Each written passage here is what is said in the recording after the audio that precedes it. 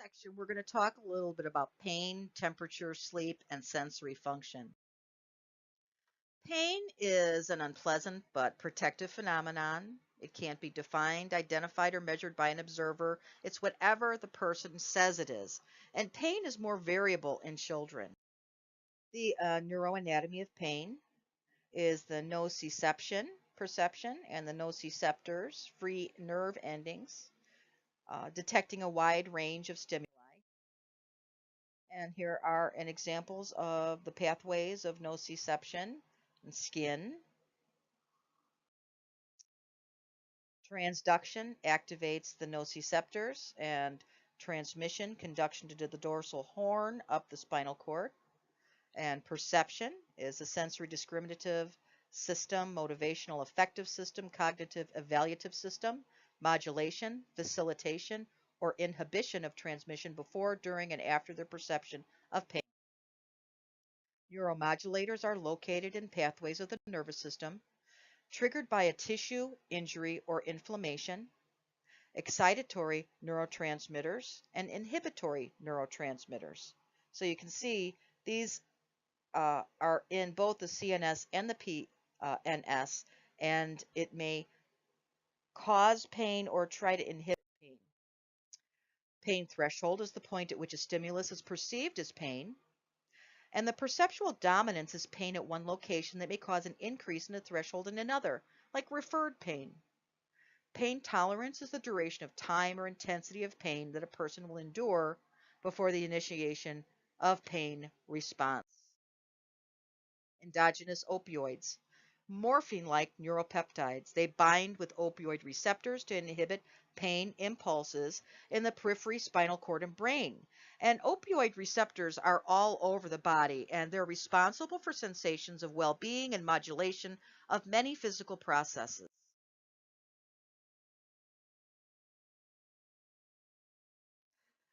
Enkephalins is the most prevalent natural opioid, and those consist of endorphins, dynorphins, and endomorphins. And they have pharmacologic action similar to morphine. They bind as direct agonists to opioid receptors. Endocannabinoids are classified as S-cannabinoids, synthesized from phospholipids. Cannabis produces a resin containing cannabinoids, and it provides an analgesic effect in humans. Pathways of modulation, and I don't want to go over all of this, but descending inhibitory, segmental inhibition, diffuse noxious inhibitory, and the placebo effect. Acute pain is a protective mechanism. It's transient and begins suddenly and relieved after the pain stimuli is removed. Acute somatic arises from skin, joints, and muscles. Acute visceral is pain in the internal organs and lining of the body cavities. Referred pain is present in an area removed or distant from the point of origin, and the area of referred pain is supplied by the same spinal segment as the actual site. Chronic pain may be persistent or intermittent. It may be sudden or develop insidiously, and it's usually defined as pain lasting at least 3 to 6 months. Neuropathic pain is chronic, and phantom limb pain is an example of neuropathic pain. Temperature regulation varies in response to location, activity, environment, circadian rhythm, and gender. Peripheral and central thermoreceptors regulate the temperature regulation, hypothalamic control, and heat production and conservation. All of these things, chemical reaction, skeletal muscle contraction, all of these things are compensatory mechanisms that help to either produce heat or conserve heat. Different types of heat loss, radiation, conduction, convection, vasodilation, and decreased muscle tone all are responsible for heat loss. Evaporation, increased respirations, voluntary measures, and adaptation to warmer climates. Temperature regulation in infants Infants produce sufficient body heat but are unable to conserve the heat produced. The small body size and high body surface to weight ratio and thin subcutaneous layer increases the risk of infants' temperatures to be low. In the elderly, slow blood circulation, vasoconstrictive response, and decreased metabolic rate, decreased sweating, shivering, and perception of heat and cold are all interferences in the regulation of their temperature. Fever is a temporary resetting of the hypothalamic thermostat. It activates heat production and conservation measures to a new set point. And there can be exogenous and endogenous causes of the fever and fever of unknown origin as well. And this is the pathophysiology mechanisms related to fever. The benefits of fever. Fevers kill a lot of germs, decreases serum levels of iron, zinc, and copper, promotes lysosomal breakdown and autodestruction of cells, increases lymphocytic transformation and phagocyte motility, augments antiviral interferon production and phagocytosis. So a fever actually is trying to destroy the bacteria or the virus that's invaded your body. Hyperthermia is an elevation of body temperature without an increase in the hypothalamic set point, and this can produce nerve damage, coagulation of cell proteins, and death. So it may be therapeutic, accidental, or associated with stroke or head trauma, because when you have a stroke or a head trauma, it can interfere with your ability to regulate your temperature. Heat exhaustion is a result of prolonged high core or environmental temperatures. It's profound vasodilation and profuse sweating. The manifestations are dizziness, weakness, nausea, confusion, and syncope. Heat stroke is a potential lethal result of an overstressed thermoregulatory center. The brain has a really hard time tolerating temperatures greater than 104. Cardiovascular and thermoregulatory centers may cease functioning with temperatures that high. The complications of heat stroke are here. Malignant hyperthermia is a complication of an inherited muscular disorder. It's precipitated by inhaled anesthetics and neuromuscular blocking agents. It causes uncoordinated muscle contractions, and symptoms include absent reflexes, fixed pupils, apnea, and a flat ECG. And these patients cannot go under general anesthesia. Hypothermia. Therapeutic hypothermia is used to slow metabolism and preserve ischemic tissue during surgery or limb reimplantation. We do this sometimes in hemorrhage patients as well. It may lead to ventricular fibrillation and cardiac arrest. Accidental hypothermia is commonly the result of a sudden immersion in cold water or prolonged exposure to the cold. And this is the um, processes of hypothermia. Trauma and temperature, and we talked about this a little bit earlier. The CNS trauma can lead to central fever because it interferes with the thermoregulation of the nervous system, and so it may result in increased fevers for any of these reasons here. Sleep is an active multi-phase process. There are two phases, rapid eye movement or REM sleep, and we'll see normal brain patterns like you're awake if we're doing an EEG on you. Non-rapid eye movement also you'll see in this phase. The hypothalamus is, I'm sorry, there are two phases, rapid eye movement and non-rapid eye movement. Sorry about that. Hypothalamus is the major sleep center, and it promotes wakefulness and REM sleep. And this just talks about REM and non-REM sleep.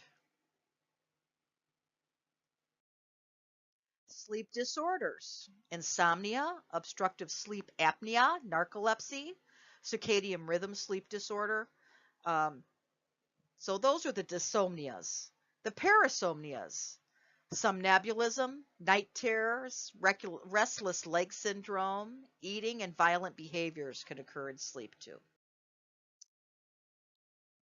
The four classifications are associated with medical and psychiatric disorders and a proposed sleep disorder. Insomnia, can't fall asleep or stay asleep, and there are different, it can be mild, moderate, or severe in nature, transient, or chronic. Obstructive sleep apnea syndrome is actually the most commonly diagnosed sleep disorder, and it has risk factors, and it can result from total or partial upper airway collapse. Um, it's diagnosed with a polysomnography, a sleep study. Narcolepsy, patients just fall asleep. Primary hypersomnia. This can cause hallucinations, sleep paralysis, and rarely cataplexy or catatonic state. It's associated with immune-mediated destruction of hypocretin-secreting cells in the hypothalamus. Circadian rhythm sleep disturbances, rapid time zone change like jet lag, sleep schedules, people who work the night shift, and they can have long-term health consequences. Unusual behaviors occurring during non-REM stage 3 sleep. These are manifested by a loss of the REM paralysis that occurs. The eye. We'll just briefly go over this. The three layers, sclera, choroid, and the retina. And this shows you of the eye. Visual dysfunctions, strabismus, nystagmus, causes of alterations in visual acuity, amblyopia, scotoma, cataracts, papilledema. Dark adaptation, retinal detachment, glaucoma, different, and there are three different types, and age-related macular degeneration. Alterations in accommodation is the process whereby the thickness of the lens changes, oculomotor nerve changes, and the manifestations of this is presbyopia, diplopia, blurred vision, and headache.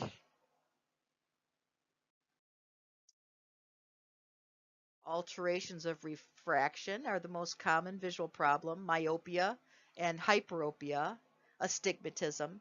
And this little picture of a kitty is entropia, cross-eyed. Alterations in color vision, it's most common in men, and it's generally an X-linked trait. And here are some neurologic disorders causing visual dysfunction. I don't want to go too. These are some of the common eye disorders we see in the clinic.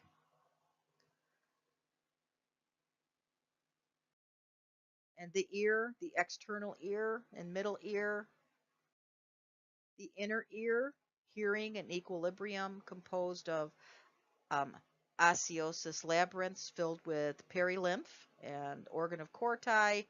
Equilibrium receptors are in the inner ear. The eustachian tube connects the middle ear to the pharynx. The ear is very complex. Many small little systems and all these little bones that could cause issues in there. Auditory dysfunction, two different types. Conductive hearing loss is impaired sound conduction from outer to inner ear. Sensorineural hearing loss is an impairment of the organs of Corti or its central connections.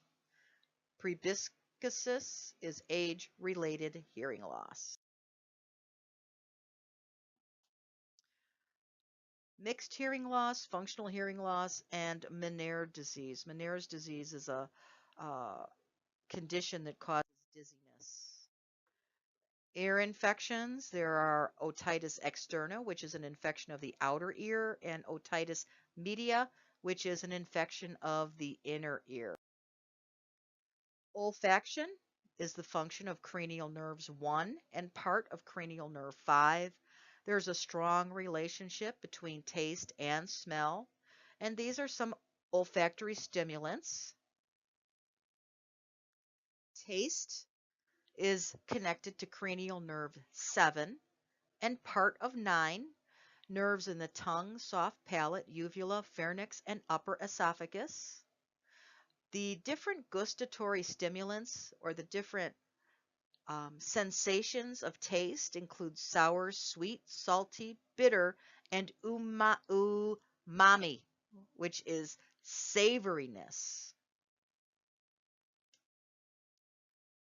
Olfactory dysfunction include these different things: hyposmia, anosmia, olfactory hallucinations, and parosmia. And these are taste dysfunctions, just different names. I don't want you to memorize all these things. Somatosensory function, touch. The receptors are present in the skin, and tactile discrimination decreases with age. Proprioception depends on the inner ear and receptors in joints and ligaments. Proprioceptive dysfunction. Vestibular nystagmus, that's when the eye shakes a little bit. Dizziness, vertigo, Meniere's disease, peripheral neuropathies. Those are all dysfunctions.